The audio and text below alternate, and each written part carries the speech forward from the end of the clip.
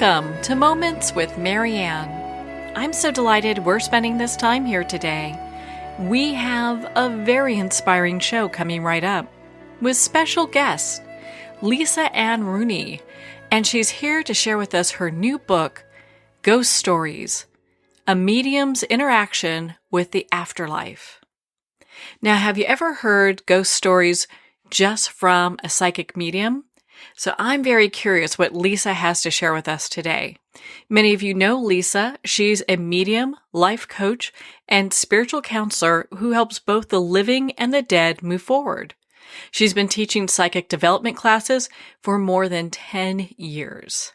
Many of you will remember Lisa. She's been on the show before, last time to share with us her best-selling book, A Survival Guide for Those Who Have Psychic Abilities and Don't Know What to Do with Them. So let's welcome to the show, Lisa Anne Rooney. Thanks for having me. Yeah, what an honor it is to have you here. And gosh, Halloween, we get to talk about ghost stories. I mean, how exciting is that? I know it's my favorite time of the year. Oh, and you bring such a unique perspective because your ghost stories are from a medium's perspective. And I have to ask, how long have you been connecting with the afterlife? I have, since I can remember, since I was a child, I have been able to see. I didn't necessarily connect with them because they freaked me out, but I don't remember a time that I didn't see dead people. So Your new book, Ghost Stories, what prompted you to write that? A lot of it had to do with, being a medium, a lot of people, when they find out what I do, they'll say to me, oh my God, what is it like? How do you see things? What's the view of your world? So I wanted to kind of let people see what it was really like to be me or someone that has my abilities, even just going into a store, what it's like. I think people have this image that it's like a horror movie, and sometimes it can be pretty scary or surprising and shocking, but other times it's just like on a day-to-day basis what we face as being able to see the things we're able to see. So I understand you had a trip to Scotland that you wrote quite a bit about. I did, and I'm hoping that in the future that when I go on trips, I'll write a book about all the different adventures, because there's so many, when you get to these historic castles and other places, the amount of spirits that are around are completely different than what we face in Canada or in America, because their spirits are more, they're younger almost. So it's such a different perspective. As someone who can pick up information and pick up feelings and see spirits, it's so interesting. So when you were in Scotland, Scotland is just beautiful and has such amazing history. Did you feel like as you were going, maybe let's say to Loch Ness, that you were, kind of experiencing spirits that were there? Yeah, Loch Ness was, I had been there because my husband's from Scotland. So we had been a few times. And when I was there the one time, it wasn't as busy and as touristy. And so I felt a lot more when I was there the first time. This time when I went back, I did feel stuff and I picked up stuff, but it wasn't as strong. There was so many people around. So spirit kind of retreated.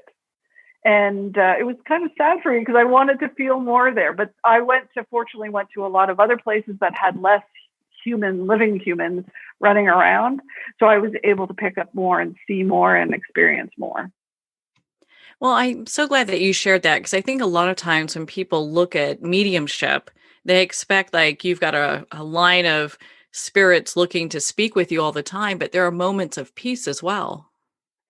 Yeah, definitely. There's when there's a lot of humans around, spirit kind of retreats, unless it's one of those things where, if I go into a big store, people will have spirits with them. So the average person may say, say if there's 20 living people in the store, for me, there's probably about 40 or 50 people in the store because there's all the dead people with them as well.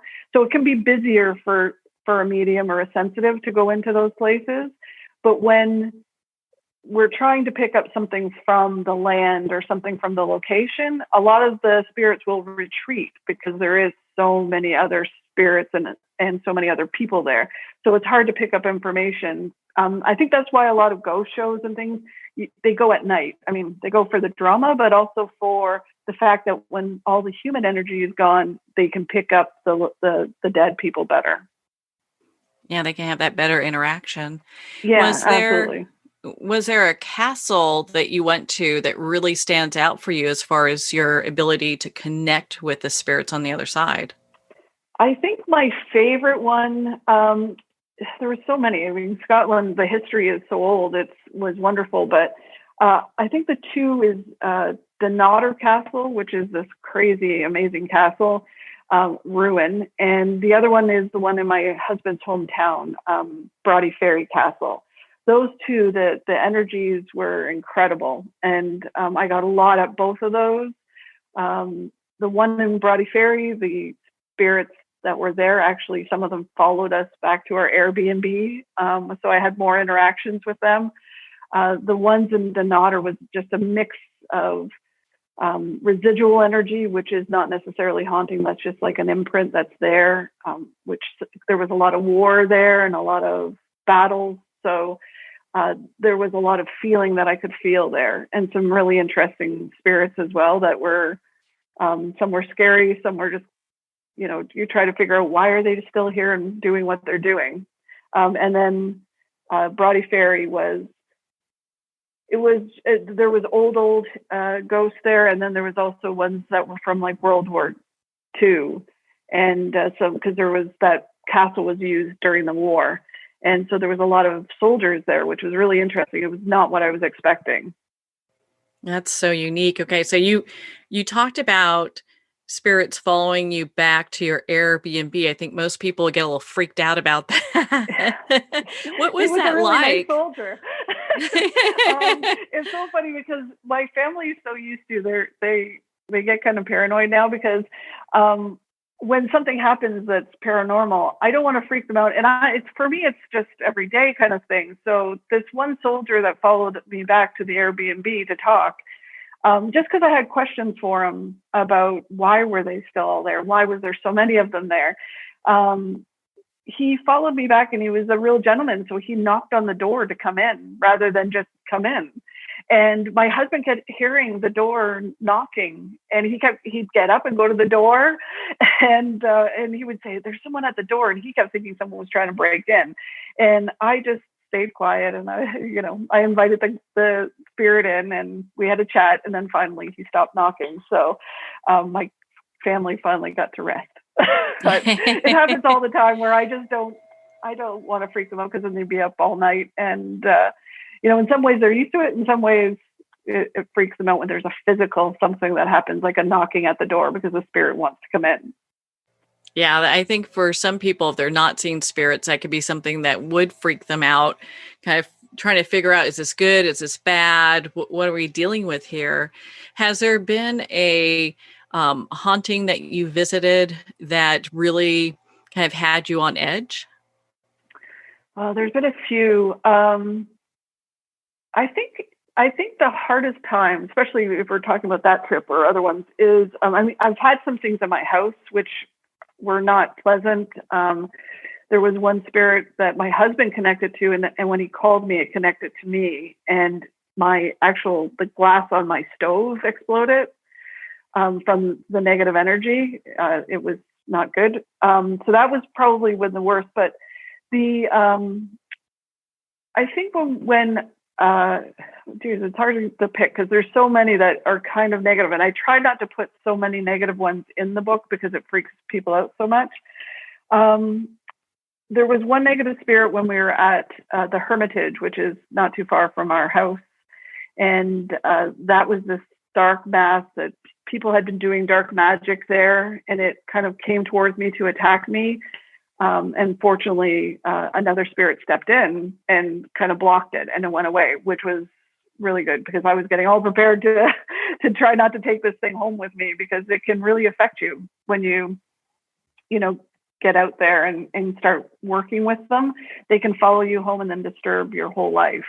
They may not possess you, but they can definitely disturb everything.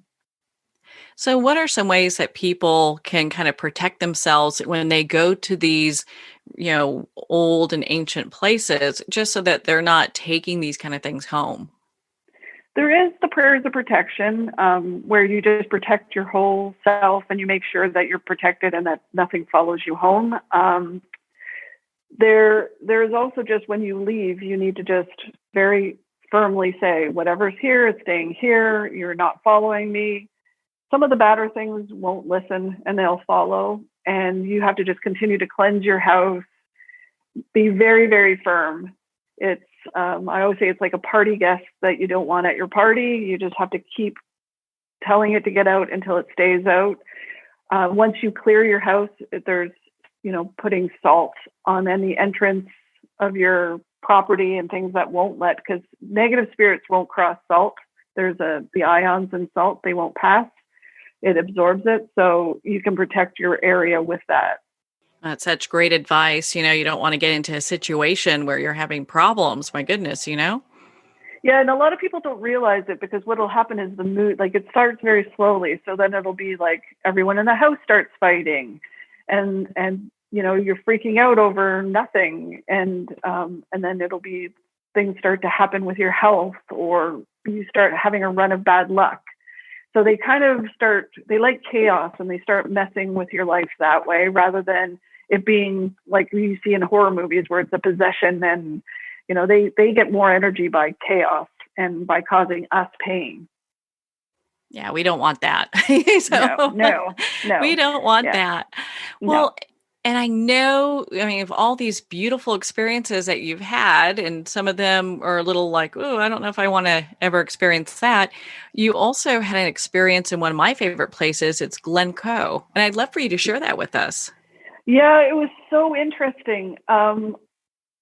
I had this really strange thing, and I still don't really know what it was, where it was like I stepped into another dimension, and it was everything got quiet, but not. It was like the sound shifted to a different sound. Everything heightened, in the sense of the wind was stronger, the smells were stronger, but all the traffic and all the noise went away, and the energy just felt really different. And then it went away in a flash, and I was like, "Oh, that was awesome! I want to go back and do that," but I couldn't get it to happen again. And then I looked over, and there was these 7 Highland men walking towards me. And at first I was like, are they real? Because they were solid, and they had a couple horses with them, and they were dirty and long beards. And they came over and then they started talking to me, but they were talking to me in Gaelic. And they were laughing and enjoying the fact that I was seeing them, which kind of also intrigued me because they weren't shocked at me seeing them. They just loved seeing it and they thought it was really funny, and then they just walked away. And it was really, really interesting. They seemed like really nice people, but hard and tough. So it was wonderful. There was a lot of experiences in Glencoe. It's a beautiful place.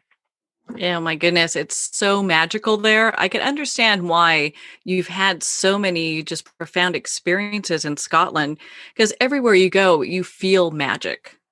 Yes, everywhere.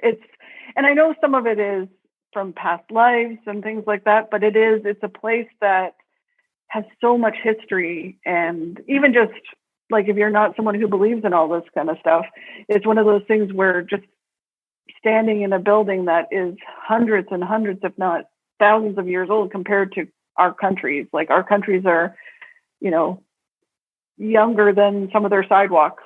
And it's just standing there and thinking, oh my God, William Wallace stood here, or, the Queen of Scots and all of that kind of stuff. It's mind blowing. So, looking back on, in the stories that you've shared in your book, what do you Mm-hmm. think is one of your favorite ones? Yeah, I was thinking about that this morning because I was looking through, because it's hard because these ones are really all my favorites because I have so many, but these ones are my favorite. Yeah, it really is hard, but I think the Nodder, it had such different stories. Like I experienced so much there, from nice feelings to, scary feelings to just residual energy and what people felt there. And I think the other one is probably the messages from spirit, which is the one where, I just talk about my mom being the blue jay that comes to visit, that walked my daughter to school her first few days, and about I think it's chapter 11, the hello from the other side. And it's messages that we receive and signs we receive. My husband's aunt, who we were on the beach by Donator, and it was the anniversary of her death, and there was all these yellow flowers that were scattered across the sand, which was a message to her kids that she was there. And then when her grandson was born as a preemie, all the different things that happened, the synchronicity that told them that they were there. It was so nice to hear the confirmations that other people had experienced spirit. It's nice to know that we're not alone and that they're there with us and helping us. How beautiful is that to have that kind of experience, and that kind of connection? My goodness. Yeah, it's wonderful. And it's nice when I see other people recognizing it, because it's obvious to me because I can see them. But it's really, really nice when people kind of connect the dots and go, wow, I know my mom is here. And because that is something specific that we had together. And it's just really nice when people recognize it, because they are literally all around us, and they're trying to help us as best as they can to achieve what we need to achieve. So when you get the idea that a spirit can see you and they realize that, do you feel like you're having, they're kind of seeking you out, or you're having greater communication with them? I do. And sometimes I always joke about how I try the no eye contact, because it depends on what I'm doing in life. If I'm out at the grocery store and a random spirit sees that I can see them and they want me to talk to the person in front of me, I'm not someone who will just go up and start reading people or tell people messages. So I always just have to say to the spirit, you get them to come see me if you want them to see me, or if there's something that's really important, I'll pass it on. But it's hard, because I would spend my whole day talking to spirits. So unless it's really, really important, I work with my guides, and I tell them that if it's important, that they can then come when I'm meditating at night and tell me what I need to know, and then I'll try to pass it on to the person. So I understand in your book, you even talk about meeting a witch. And I think that that's really interesting, because people are like, well, wait a minute, is that a real thing? It is. And, and I guess the way I look at it is growing up the way that I was, I guess years ago, I would have been considered a witch, someone who had supernatural abilities, someone who worked in healing or herbs or anything would have been considered a witch. But she definitely was intimidating. I don't normally get frightened by spirits, but she was intimidating, and she wanted us out of that forest and wanted us off that path. And it was pretty, like I said, intimidating. She had her head down, hands out, like she was almost pushing us down the path. And I've seen her since. I see her because we go there often. And a lot of times she'll just sit and watch. It's almost like she's just I don't know if she's trying to protect the area or protect the people that come into the area if something's not right. But she was pretty intimidating. Obviously, she's feels like she has a mission there to accomplish, and she's on it. Yes, yeah, definitely. She is a protector there, and I've tried to do, because I always try to debunk or figure out things, and I tried to find if there was anybody in the area that was ever convicted of witchcraft or known for doing that kind of thing, and I could not find anything. But the whole area was farms and forest, so I'm sure there was lots of that going on years ago. But she has definitely got a lot of power and very intimidating. I try to just be very nice to her anytime I see her. Oh my goodness. Well, and what is your favorite place to visit then that you connect with the spirits and they are very welcoming to you? Oh, that's a good question. Uh, well, my favorite place is my house because I have some spirits that live in my house that I work with, and they're just part of the family. But outside, it would probably be. That's a really hard question to answer. I think, you know what, when I was in Scotland, I did feel, although there was some negative ones and things, I did feel very connected to everybody there. They were very willing to talk, very willing to interact, which, and I don't know if that has to do with how old the spirits were, a lot of the spirits, but it was a very nice place. I felt very comfortable there. Do you ever get to the point where, you go to a place and, you have spirits that are coming and speaking to you in Gaelic and you ask for them maybe to speak in English so you can understand? Does that happen? It usually does. I didn't do it with the ones in Glencoe because it was kind of happened really fast and I was a little wobbly from that experience. But when I do readings and other spirits come in that are from another country or speak a different language, I'm not sure if it's that they get translated or if my guides translate it for me. But I do hear them in English most of the time, and I'm curious to go back to Glencoe to see if I do run into them, if I could get them to translate in English, because they were speaking completely in Gaelic and nothing was translated, and it was one of the only experiences I've had where that has happened. It sounds like they were having a great time. Oh, they were having a great, at my expense. Yes, totally. They thought it was hilarious. I was a little like, well, these guys are pretty big, but they were laughing and, having a Scottish husband. I know their kind of energy and the way they tease and all of that kind of stuff. So I knew they were just joking at my expense, and they were okay. That is just fabulous.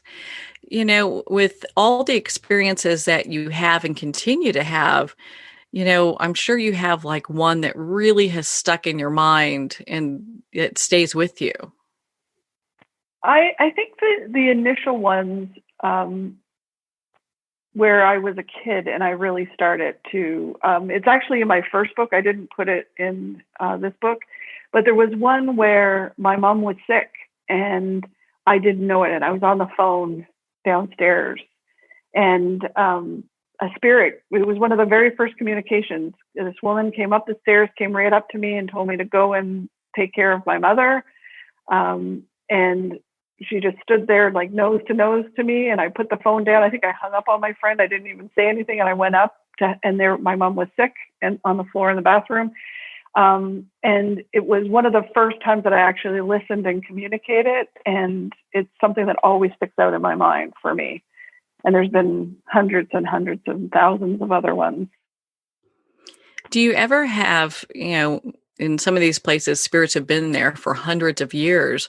Do you ever have spirits that come to tell you something that they're kind of trying to repair the past or want a message told? I haven't yet. I've had interactions with, people where it's kind of like the information was wrong and that they passed on and they're very frustrated about it, but I don't know if they don't expect me to go on and tell the story, but they just more or less are frustrated by the story. I often say I have to feel like I have to defend a lot of ghosts because people always say, oh, they're angry and they're mean. It's like, no, I think they're just frustrated. They're frustrated that they're stuck. They're frustrated that people are bugging them or that the stories are being told wrong, and they get frustrated. And so they want people to know the truth. Yeah, so I have some kind of understanding of maybe something that's been miscategorized in history. Right. Yeah. And it is really one of those things where I just look at them as people that are either stuck or there's a reason why, and which could be many, many reasons why they are stuck. And it's just, I feel sorry for a lot of them, even if they're angry and mean, because they're for whatever reason, they don't feel like they can cross over and do what they're supposed to do on the other side. So I almost, feel like someone needs to be an advocate to them and help them rather than, when people go and investigate, they're almost like poking at them rather than trying to help them. And I kind of feel like I need to stand up for a lot of them. Well, I can understand that because you usually hear when people go in to do investigations, they're really trying to get responses and saying Right. things that could elicit those type of responses. So you look at just the overall picture, and if someone's been in a castle for hundreds of years, they may not want somebody there. Right. Right. Or like if you were in your house and times have changed or you don't, depending on what your perception is, how they can see it, and then someone's coming and yelling at you, you're not going to be very receptive to that, right? Like, and I know they do that so they can get proof, physical proof, but at the same time, it doesn't mean that the spirits or ghosts are bad. No, it just means that they may be frustrated and don't want anyone in their home, So Right, exactly. Right. So it's kind of like I always feel like when people say those things, I'm always like, wait a minute. The ghost might actually be nice, just maybe mad that you're in their house. Well, and when you look back on your trip to Scotland and being there, was there one place that was just inundated with spirits as opposed to any other place you went to? I think the one that had the most spirits in it was probably Brodie Ferry Castle, and that was just because there were so many soldiers. I had such a hard time when you read the story to even go into the castle, and even being in the courtyard. It was so busy. It was such a busy location. It was overwhelming. It took me about 2 or 3 attempts to actually get in there and get to the top. And even when I did eventually get to the top, I couldn't wait to get down. So because the ghost that was in there, but it was, and then on top of it, all the soldiers that were there in the courtyard and walking about, it was very overwhelming. I'm sure it can feel that way when you have so much presence that's Yeah, there, so many spirits that are in one place. It probably feels almost like it could be suffocating in some ways, I would think.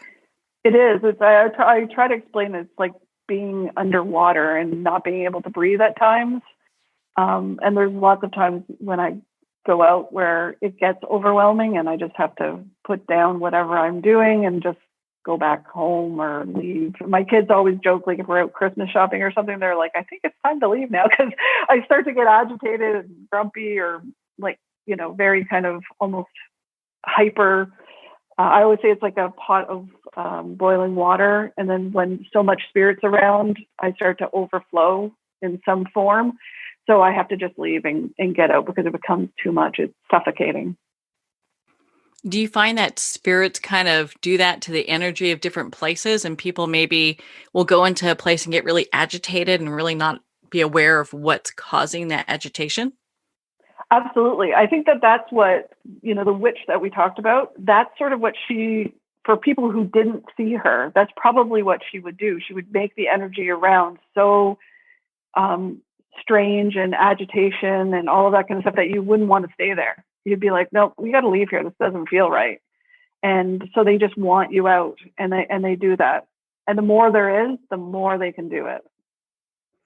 Well, something to be aware of when you're out on out in the woods where there could be a witch, right? Right, right. Well, and I mean, the thing is too, is a lot of times they're doing it for our own benefit. It's not just for them to say, get out of our space. Sometimes there's something there and they don't want you to get hurt or be involved or whatever. So it's best to just listen and leave. Yeah, let them have their space. Oh Yeah. my goodness. I mean, we could talk forever. You've got so many great and interesting experiences, Lisa. My goodness. Where can our listeners connect with you and learn more about your work and your other books, and also where they can get ghost stories? Ghost Stories is available on Amazon right now. It's in ebook or paperback. And my website is www.purplelotus66.com, and you can get all my information there. And you do readings and connect with people in that way too, right? Yes, I do. Yep. Well, that is so awesome. Well, Lisa, thank you so much for taking the time to share all of your ghost stories with us today. Thanks so much for having me. Well, thank you, Lisa. It's been such an honor to spend this time with you and to talk about your new book, Ghost Stories, A Medium's Interaction with the Afterlife. Ghost Stories is available at Amazon, Barnes & Noble, and all indie retailers, and of course, you can download it tonight on Kindle. Again, if you'd like to connect with Lisa, you can at her website, purplelotus66.com, for more information. Well, we're at the end of our time today. I would like to thank everyone for tuning in. You're listening to Moments with Marianne. And remember, make every moment count.